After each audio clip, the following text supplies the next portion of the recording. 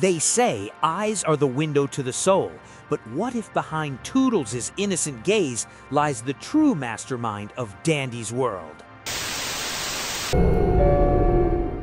Toodles is the final boss of Dandy's world, and today I'm going to share my theory with you. As you'll see, there are several dialogues that, when viewed from a different perspective, suggest Toodles is not who she truly appears to be. She isn't what everyone thinks, and she's hiding something behind that innocent Toon exterior. I'm going to break down her potential plans, what she is truly hiding behind that mysterious gaze, and how she could eventually become the final boss of Dandy's world.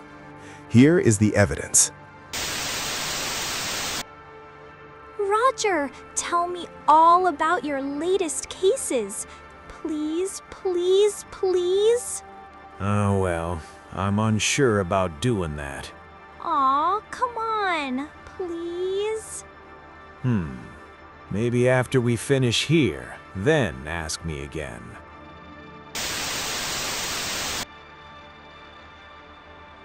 If it isn't the bravest little detective. Hey, Roger, am I able to help in your next case? No, not exactly. But maybe the next one. You've said that like a bajillion times now.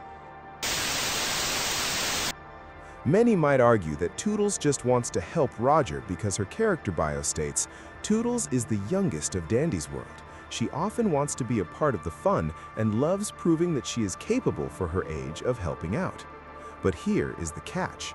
She often wants to be a part of the fun and loves proving that she is capable for her age of helping out. This sentence is key to my point.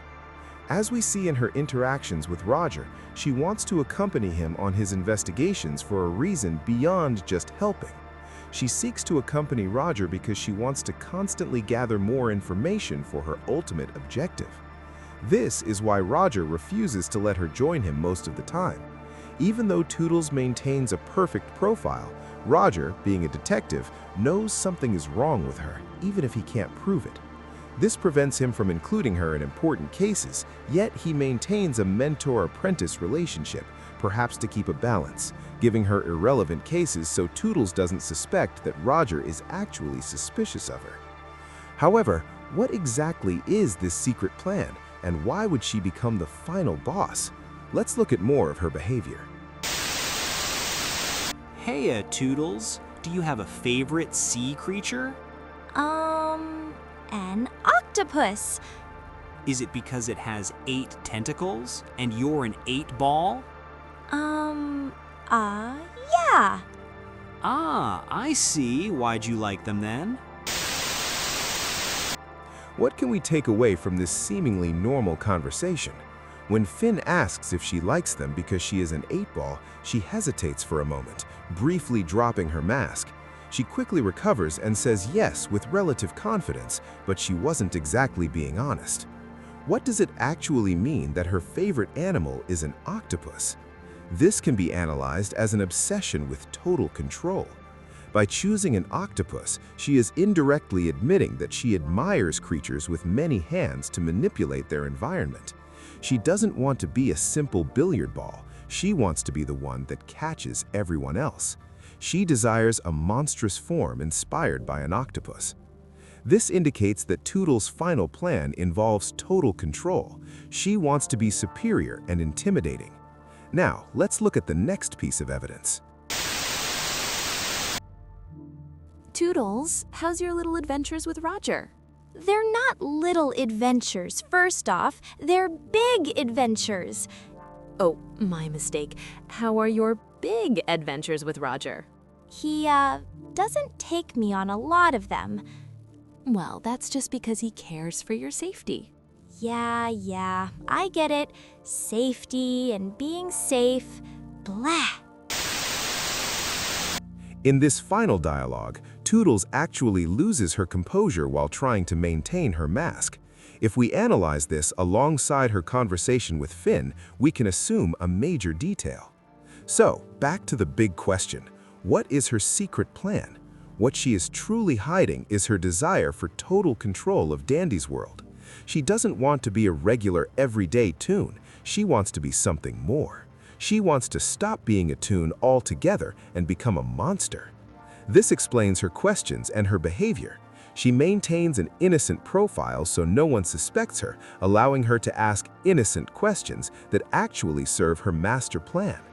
She is interested in Roger's investigations because she knows they can lead her to Ichor. She knows that information is power, and to surpass every existing Toon, she must investigate the very source of power that created her. But how can a Toon harbor such a dark plan? This is the point. She has something in common with Dandy. Dandy has a twisted form that he can control, unlike other Toons. Toodles, in her current state, would just become another mindless Twisted if she changed. So why is she special?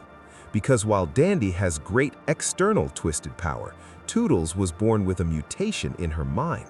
She was different from the very beginning. Because it was internal, it went undetected, making her a true anomaly among Toons. Her final goal is to dominate the power of Ichor to achieve a fully controllable Twisted form, a power that surpasses Dandy or any Toon who stands in her way. She is actively seeking more information to ensure she doesn't just become another common Twisted. And how does she become the final boss? When the moment comes that she finally understands and masters Ichor, she will use a machine to absorb all the collected Ichor. She will transform into a massive entity that breaks through the upper floors, changing the game mechanics entirely. She will have multiple tentacles and eyes watching every zone, alert to every movement. Does this mean she is a Toon who doesn't care about anyone and only wants to destroy? Not necessarily. Her conversations with Finn, Tisha, and others show a certain genuine empathy. She still laughs and plays, and she doesn't have to fake all of it. She can enjoy a picnic or play normally because that is part of her nature. But she is still determined to follow through with her plan because of how her mind was formed at birth.